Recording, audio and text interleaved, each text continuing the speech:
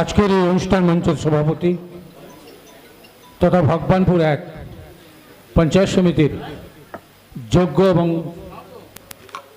দক্ষ সভাপতি সম্মানীয় অরূপ সুন্দর পণ্ডা মহোদয়, মঞ্চে উপস্থিত আছেন ভগবানপুর এক ব্লক সমষ্টি উন্নয়ন আধিকারিক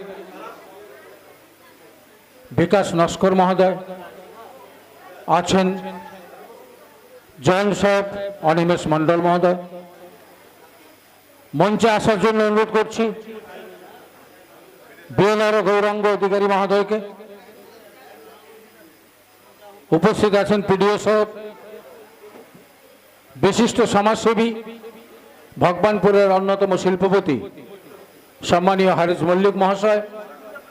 উপস্থিত আছেন আমার কলিগ কর্মাধ্যক্ষগণ, বিভিন্ন অঞ্চল থেকে আগত প্রধান সাহেবগণ, উপপ্রধান সাহেবগণ, পঞ্চায়েত প্রতিনিধি, বিশিষ্ট ব্যক্তিত্ববর্গ, কন্যাশ্রী কচিকাচা বোনেরা, সবাইকে আমার পক্ষ থেকে ভগবানপুর এক পঞ্চায়েত সমিতির পক্ষ থেকে জানাই হার্দিক অভিনন্দন, প্রীতি ও শুভেচ্ছা। আজকে ভগবানপুর এক পঞ্চায়েত সমিতির কাছে একটি গুরুত্বপূর্ণ দিন। 11তম আমাদের বোর্ড, সেই 1978 থেকে 23-10 কমপ্লিট হচ্ছে, 11তে আমরা চলছি এবং এই 11তম পঞ্চায়েত সমিতির বোর্ডের দ্বিতীয় বর্ষ পূর্তি হচ্ছে। এই উপলক্ষে আজকের এই অনুষ্ঠান সঙ্গে পশ্চিমবঙ্গ সরকারের মাননীয় মুখ্যমন্ত্রী মমতা বন্দ্যোপাধ্যায়ের ঐকান্তিক প্রচেষ্টায়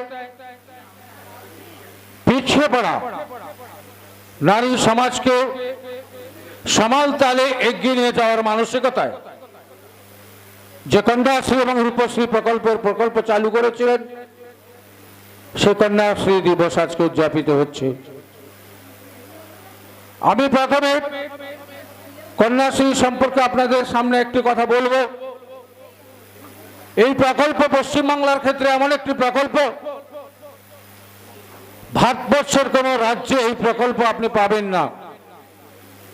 শুধু ভারতবর্ষ নয়, বিশ্বের দরবারে এই প্রকল্প একটি জায়গা দখল করে নিয়েছে। আপনি এতে কি উপকৃত হয়েছি? আপনারা যারা আছেন, বেশ কিছুদিন পিছিয়ে গেলে আমরা দেখতাম বিশেষ করে শিক্ষার ক্ষেত্রে পুরুষদের যে ভূমিকা ছিল, নারী সমাজ একটু পিছনে ছিল। বিশেষ করে সংখ্যালঘু সম্প্রদায় নারীরা, বোনেরা শিক্ষা থেকে অনেকখানি পিছিয়ে ছিল।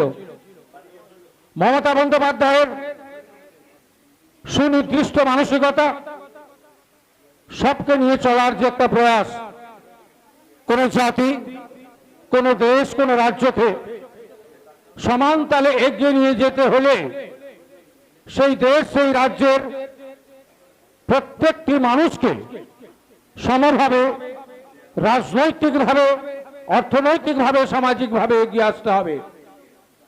সেই মানসিকতাকে সামনে রেখে রূপশ্রী এবং কন্যাশ্রী প্রকল্পের শুভ সূচনা করলেন।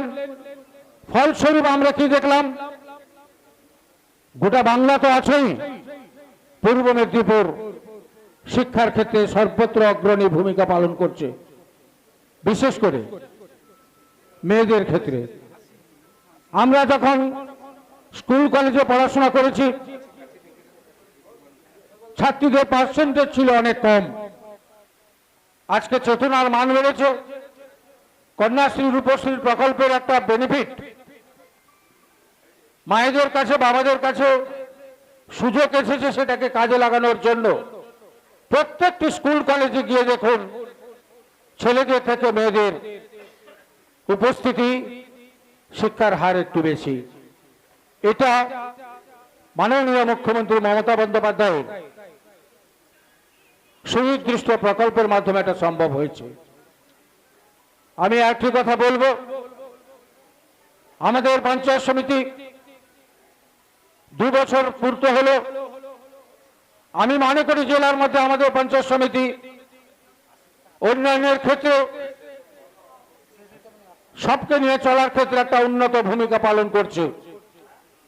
কারণ আমি মনে করি একটা পরিবার বা একটা ফ্যামিলি তখনই মাথা উঁচু করে দাঁড়াতে পারে এবং প্রতিষ্ঠিত হতে পারে যদি সেই পরিবারের সমস্ত সদস্য একটি মতের মধ্যে সীমাবদ্ধ থাকে। অনেকগুলো সদস্য মতপার্থক্য থাকবে, কিন্তু পরিবারকে এগিয়ে নিয়ে যাওয়ার ক্ষেত্রে সে অর্থনৈতিক হোক, রাজনৈতিক হোক, সামাজিক হোক, সমস্ত পরিবারের সদস্য যদি সম্মিলিতভাবে একটা মত প্রকাশ করে সেই পরিবারের সচ্ছলতা কেউ আটকাতে পারে না। আমি মনে করি ভগবানপুর পঞ্চায়েত সমিতির যারা নেতৃত্ব দিচ্ছেন, বিশেষ করে সভাপতি, বিডিও সাহেব, তাদের সুনির্দিষ্ট মানসিকতায় আমরা যারা কর্মাধ্যক্ষ রয়েছে, আমরা যারা অন্যান্য সদস্য রয়েছি, প্রধান উপপ্রধান, সবকে নিয়ে চলার যে একটা প্রয়াস, সেটাকে আমি সাধুবাদ জানাই। এবং আমি বিশ্বাস করি জেলার মধ্যে আমাদের ব্লক উন্নয়নের ক্ষেত্রে, সম্প্রীতির ক্ষেত্রে, সাম্যের ক্ষেত্রে এক অনন্য নজির সৃষ্টি করেছে। সবকে নিয়ে চলার যে একটা মানসিকতা, এই মানসিকতা ভগবানপুর এক পঞ্চায়েত সমিতির মধ্যে আছে, আগামী দিনে থাকবে, আরো মজবুত হবে, আরো সম্মিলিত ভাবে আমরা ভগবানপুর এক পঞ্চায়েত সমিতি ভগবানপুরের সার্বিক উন্নয়নের জন্য সম্মিলিত মত প্রকাশ করে দ্রুততার সঙ্গে এগিয়ে যাব।